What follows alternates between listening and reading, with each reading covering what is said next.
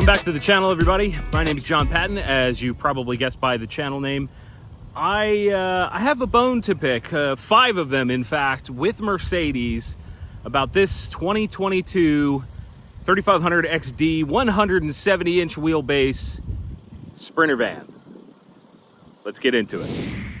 So I guess first we need to talk about why I bought this, because this video is going to make it seem like I made a bad decision or I'm trying to do something like trying to go after Mercedes or something ridiculous like that. The reason I bought the Sprinter van over the Transit, there are 2 main reasons, right? One is, I don't know why I'm using my thumb, but one is the aftermarket support. For these, it is far greater than the Transit vans, and being that I had no idea where I wanted to go with things, I didn't know how I was going to build it out or anything like that, I decided that this was probably the best way to go in terms of options. I like having options. And number 2 for why I bought this thing is the size. As far as I'm aware, Ford doesn't make anything that's quite as large as this, especially again combined with the aftermarket options. This is a 170-inch, and from snout to rear end is about 24 feet with the bumper step that I have on there. It's about, I don't know, 9.5 feet tall. It is gigantic, and it's 6'2" inside. I'm about 6 foot. So having the space and the aftermarket options were like the biggest catalyst for me grabbing this. And I guess if we're going to talk about the things I don't like about the Sprinter and the things I think Mercedes straight up f***ed up on, I mean, like, guys, engineers at Mercedes, if you see this, this is terrible. Like, the stuff I'm going to cover is piss poor if you're going to put that logo on the nose. If you want to call it another brand like Dodge, like you used to when that was a thing, that would be a little bit different. But I feel like the Mercedes name doesn't really hold up here. So let's get into it. Let's take a look. Number 1, the first issue that we're going to cover, and this isn't in any particular order, is the build quality. And I'll tell you why in a second. So, sure, that's fine. This little thing right here will not latch. It will not stay in. There was, on the Iowa trip, it fell down. Izzy actually slipped on it because it's on plastic. And it just, like, will not latch properly. Yeah, like, it will not latch properly. I've tried to get it to latch properly. That will not latch properly. I also want to point out that the first time that I went into this compartment here, which is empty, it's just storage, right? It's just kind of empty, you know, whatever. I don't know what they use it for. There was this stuff just laying in there. I don't know what this plug goes to. I don't know what this nut goes to. It was just laying in there.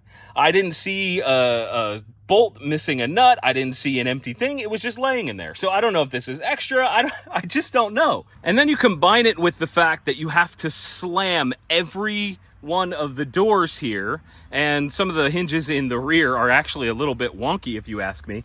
So like, to get this to close, I can't just kind of do that.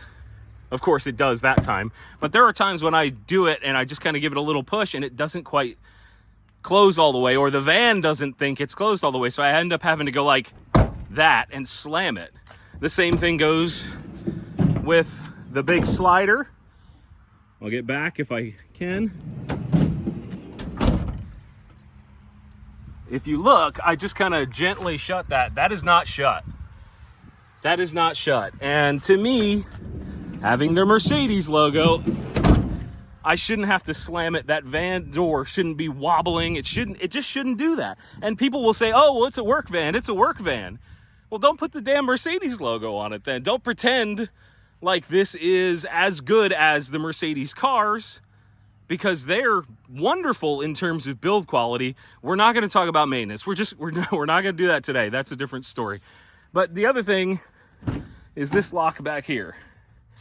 I want you to, I don't know if you're going to be able to tell, but that is not straight. That's not straight. Now, I don't know if it's supposed to be like that. It locks into this. I don't know. Maybe it's supposed to be crooked, but when I open this and I look at this as a consumer and I see that that's crooked AF, and I go, wait a second, that's not right. That's not right. I shouldn't, again, shouldn't have to slam the doors to get them to lock. Okay, so let's go around the front because there's one more thing. I'm laughing because it's all stuff that's like really easy, but it shouldn't be like that. So I don't know if you guys notice, and this is probably a combo of dealership, but there's a plug that's supposed to go here, if I'm not mistaken. If there's not a plug, this is ugly. That is very ugly. And I'll be honest, I guess a lot of this stuff that I'm going to cover today goes kind of hand in hand with the build quality here, or the thought process on this, but we're just going to keep moving. One of the other things in terms of quality is something I have yet to be able to track down. That all these D-ring points, I have stuff tied down over here, case of water, whatever. So these all squeak, and this is a noise complaint issue, right? There's no sound deadening back here at all. And I understand, this is a work van. They don't all come like that. I get it. I totally understand. However, in my scenario, there was not another option, and the amount that these squeak and squeal and bang around and all that kind of crap when I'm driving is kind of shocking. These are not big bumps.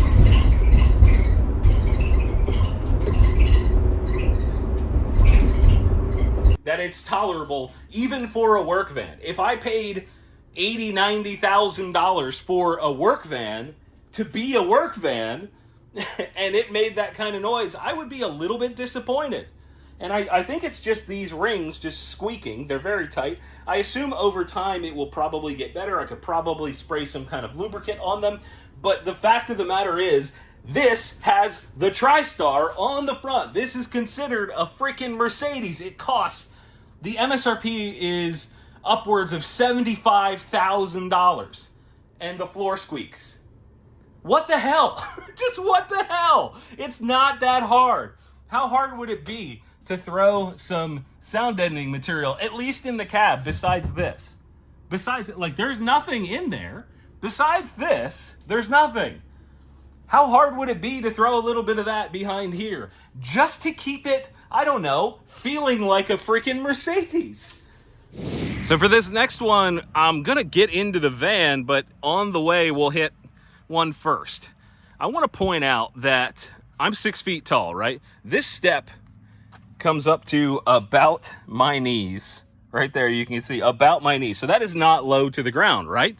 So anyone that is shorter in stature is going to have to use this, right? However, on the driver's side, you've got the steering wheel. On the passenger side, you've got that hook there, the handle there, and then you've got one up top there, right? I've got it here too. However, anybody with a brain goes here first.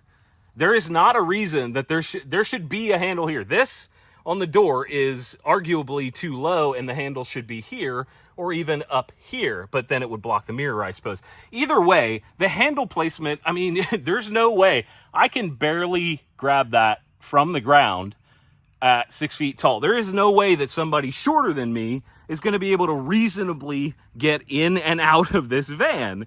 And that means that this basically requires some sort of running board, side step, whatever. And I think the fact that you have to have that sort of stuff to make this a sort of reasonable way to get in and out. Like, I can get in and out of here because I'm fine. I'm a reasonably healthy adult. But when you start getting into older folks or shorter folks, I'll give you a prime example. Izzy, my editor for TGC, is 5'5", I think he said. He had a hard time getting in and out of this thing because it's so tall. My mother is in her 60s and has a hard time getting in and out of this thing because she's a little bit older. She's had both of her knees replaced like a champion. But that to me says that this is not well thought out. And again, I understand this is a work van. I get it. Like, so I know the comments will have, this is a work van. You're expecting too much. I'm not. This is an $80,000 vehicle. I'm not expecting too much. Another thing about the build quality is these storage containers up here. I'm gonna walk you through why I think these are ill thought out, at least partially. So it's great to have all this storage up top here, right? That's wonderful. That is inaccessible by the driver. So I'm not really sure what reasonably should be kept in there. I guess, like, if you're using this as a work van, that might be fine for the passenger. For me, that compartment is just kind of, I don't know what to do with it yet. However, the center one is my biggest issue, right? So this is where all the charging ports are. And that little thing in the middle, this is wireless charging. That's wonderful. Cool, right? However, okay, this is a constant issue. You have a normal sized cord, getting it to, hey, it shut this time. So I want to point out, where is this on the van? In the hottest part of the van. No matter what, this is exposed to sun. And you're telling me that I should put my, whatever the MSRP is on these phones now, like $1,200 phone inside of here while I'm connected to Apple CarPlay, because the only place you can do it is in there through that. That's the only port that does Apple CarPlay. These are all USB-C. That's cool. Wireless charging. That's cool. Except I can't access the wireless charging when I have something on the back of the phone like I usually do. So I plug it in, and then you're expecting me to throw it into the hottest part of the van, which is exposed to the sun all the time, and just let it cook in there. No, that is not smart. It's not air conditioned. It's not cooled. Like, this type of situation is what I resorted to simply because I run the cord out of here. By the way, there's nowhere, if you do something like this, there is nowhere for that cord to go. Yep, see? There's no like cutout, like every other brand on the planet does like a little channel for a cord to go through. That would be cool, especially if you have a phone and two other things in there charging. Look, like if you have all of that filled up, that's ridiculous amount of electronics to shove in that little thing, and then it doesn't shut. It doesn't shut. So, janky. One of the other things I want to get into here is the controls for the vehicle in the dash. So it's not, I'm not talking about the MBUX, the MB user experience, whatever that nonsense is. We'll get there because that's really bad. But I want to talk to you guys about the controls here in front of the driver on the dash.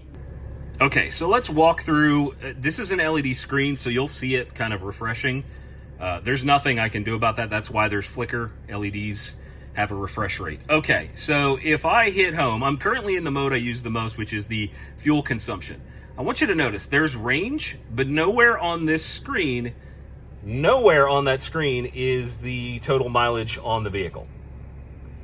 Nowhere on that screen. So let's hit the home button. I just hit this home button, and that takes me out to this convoluted menu where I can go to service, right?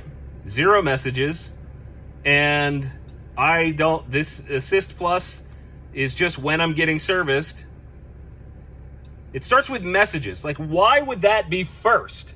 Why would that be first?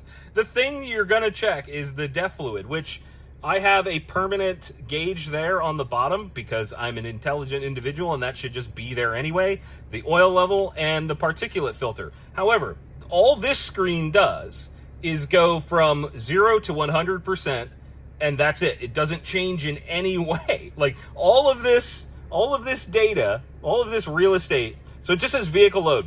No idea what they could do so much more with that space, right? Like, maybe put the DEF and the particulate filter in that screen. Maybe put all of the maintenance stuff in that screen, the oil level, the DEF level, and everything. Because why do I need a particulate animation this big to tell me virtually nothing? It doesn't even change when you're doing the what do they call it? The regeneration cycle. It doesn't change. All it does is go back down to 0. That's dumb, right? Like, that's dumb. Okay, so let's go over to drive assist. My van doesn't have this. This is the active cruise control screen. My van doesn't have this, but I still have this screen. Dumb. I click down. This is the attention thing. There's a whole screen just for the attention thing. I don't know why. I really don't know. I don't know why you need a separate screen for it. This, in my opinion, should be where maybe a setting would be, but no. No, this is just, hey, you've been driving a while. That's it. Like, that's it. Okay, so we go into the trip menu. And this is where things start to get really weird. This is the only place that I can find the total odometer on the vehicle. This one screen taking up the whole damn thing. Like, put that number down there. Why? So if I want to see that number, I have to scroll to that screen. I have to leave this screen, which is arguably one of the most important in terms of data. It gives my range and my consumption. Oh my gosh, 2 things on one. This one's okay. I think this is an interesting thing, but again, no additional info. This could be combined with the other screen. And again, I've got to flip every time. I've got to look down at the dash and flip with this little dial here. Let me tell you about distracted driving, Mercedes. Okay, so then we have the trip calculators. I haven't gone very far. I'm not getting great gas mileage because I'm sitting still. But this, again, doesn't need to be a whole screen. And there's another one. And then the speed. You're meaning to tell me that I need this entire real estate just for that? How about you take the brain power and the billions of dollars and put more than one thing on a screen, like the speed and the odometer? Oh my Lord, would that be amazing? All the while, I have to operate this screen with this side of my steering wheel. There is no other option. You have to do it with this little wheel here. And it's not perfect, but there's a back button, there's a home button. Okay, so let's keep going, right? There's the navigation. I'll zoom in here for you guys. This is navigation. What direction are you heading? Are you effing kidding me? This needs a whole screen. I guess if I was in a navigation thing, it would show me where to go, which is cool. I like having that there. We'll get into that when I get into the Mercedes Benz navigation. We'll talk about that in a second, but let's keep going. Oh, so there's nothing else here. I'm clicking. There's nothing else in the navigation thing. Radio, that just is radio controls, media controls. Honestly, the media controls for this side of things is better. However, let's say I clicked into media, right? So this is an Exit 10 song I've got on there. If I wanted to set the cruise control and I accidentally came across that, oh, I changed tracks while I was trying to change the cruise control. I talked about this in a previous video.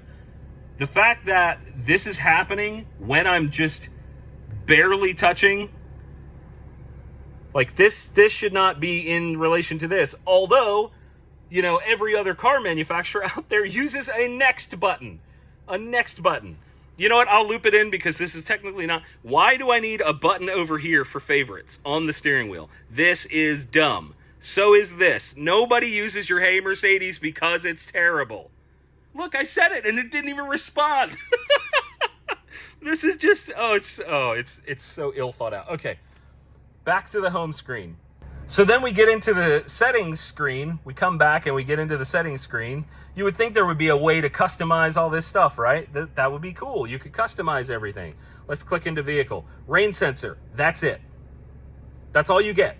That's all you get. Like you don't get anything else. You get rain sensor.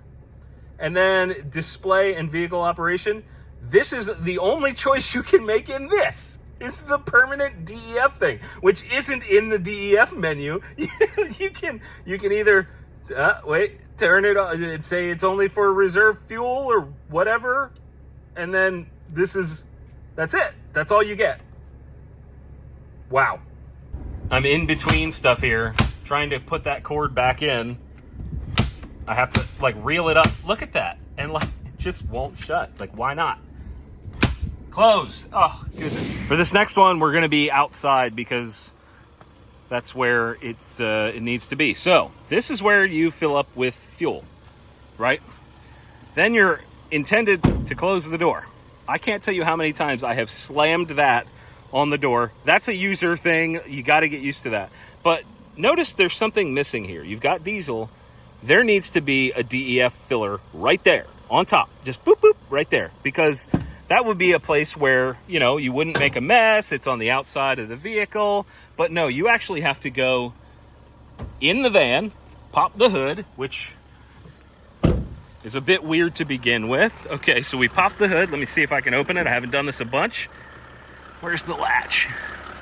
Okay, here we go. So this is weird to do one-handed, but you have to pop the little thing down here, get that in. Okay, this is where you fill the the diesel exhaust fluid.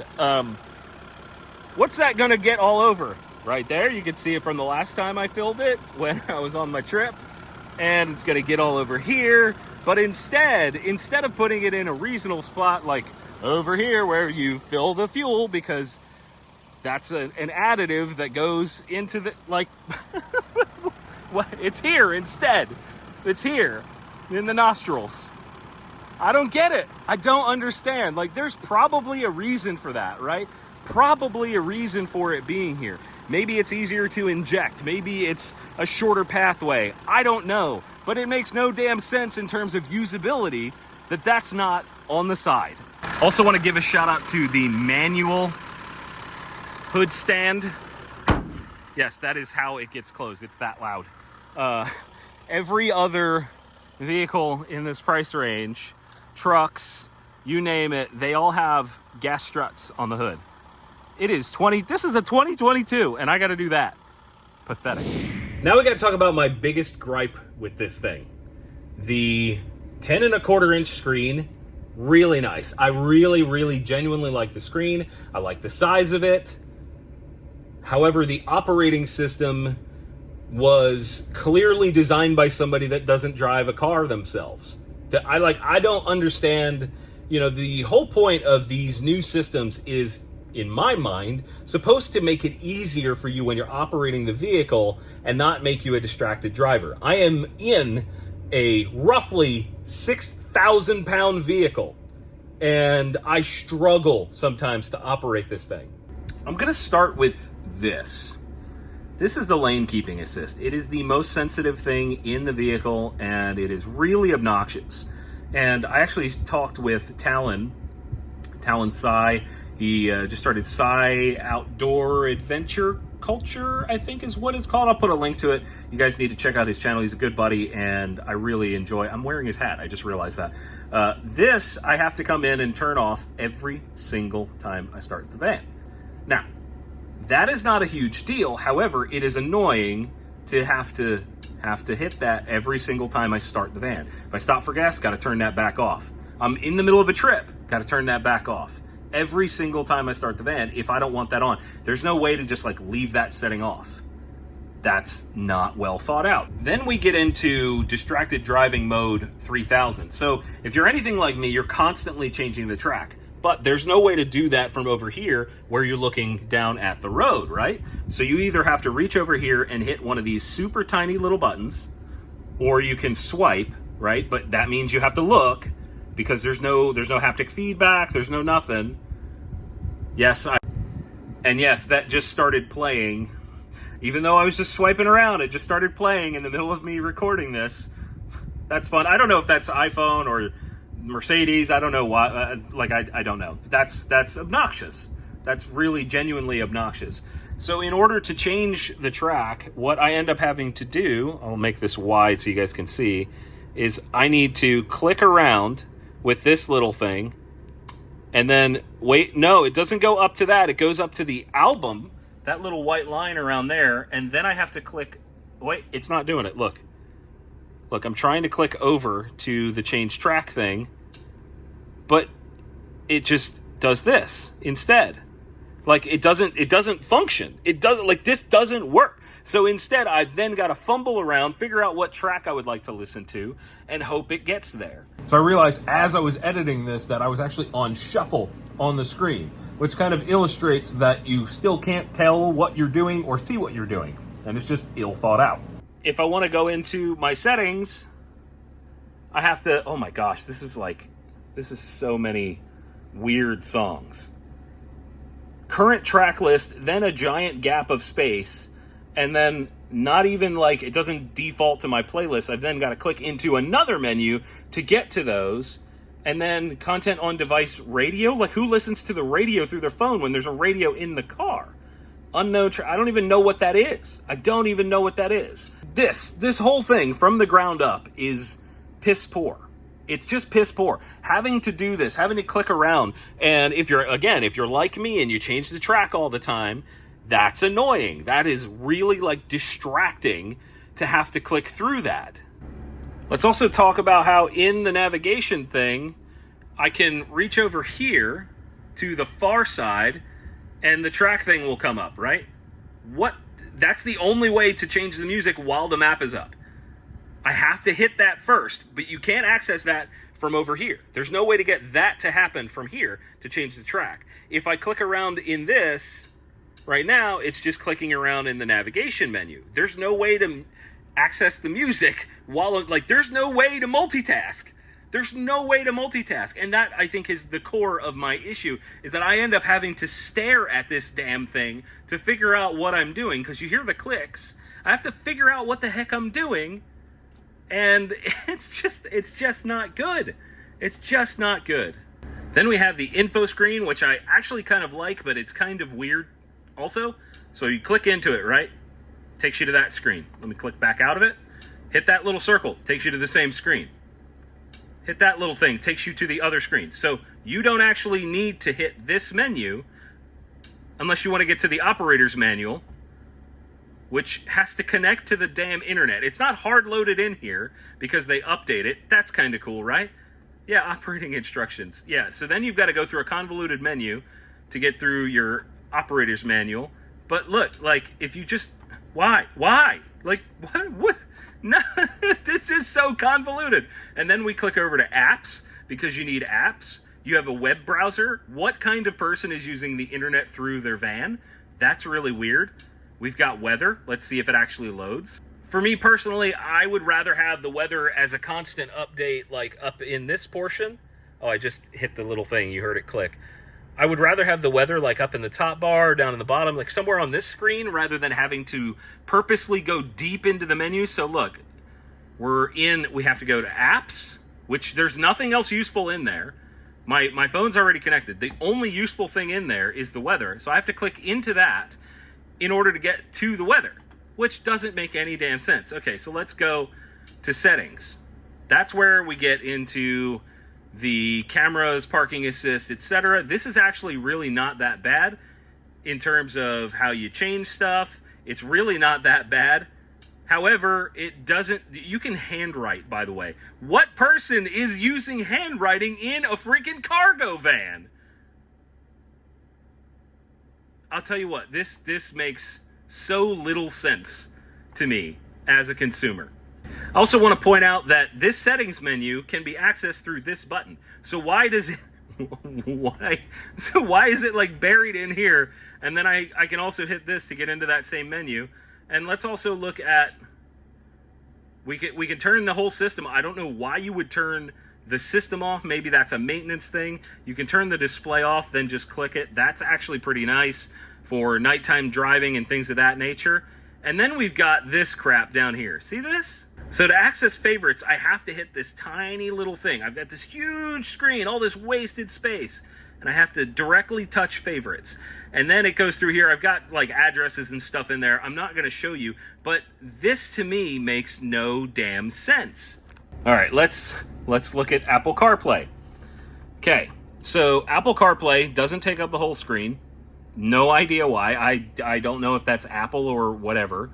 Look at this, Mercedes. How hard is this? Ready? I'm going to click this little button here. Hey, I've got 3 things on the screen at one time. 3 things. How hard is this? This is not difficult. Apple did it, and they're not even a damn car company yet. I decided to hop up in the van because it's a bit breezy out, and I don't want the wind noise to be an issue. So, you guys know that I don't like the MBUX system. I don't think it's the best implementation. I think it's borderline bad. Oh, and let's also mention, I didn't show this. Maybe I will. Let's go over here. We're just going to sit down, which is cool, by the way, that I can just do that. I'm pretty cool with that. I'm going to try something, and we're going to see if it works together. Hey, Mercedes. How can I help? Take me to Mercedes Benz of Devon. Please select from the following locations. None of these choices, none of them are Mercedes Benz of Devon. This is a Benz dealer. This is a Benz dealer. Hey, Mercedes, Where do you want to go? take me to Euro Motor Cars.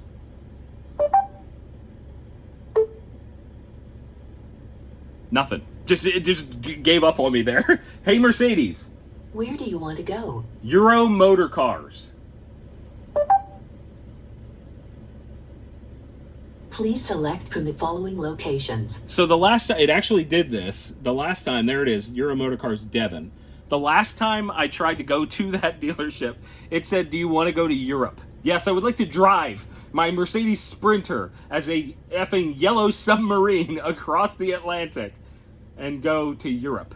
That was while I was driving, so I can understand that this is still listening to me. I can understand that it might get that a little bit off with the road noise, but that's piss poor design. If the road noise affects the way the microphones hear me, don't you think that's less than ideal? I mean, it's stuff that I wouldn't complain about if this was 50, 60. I mean, hell, that kind of crap doesn't even belong in a $30,000 car. But the point is, there are vans just like this one for sale right now in the United States for over $100,000. Over. These dealerships are smoking the crack cocaine with the president's son, and they're going, hey, I want $25,000 over MSRP for a van. $25,000.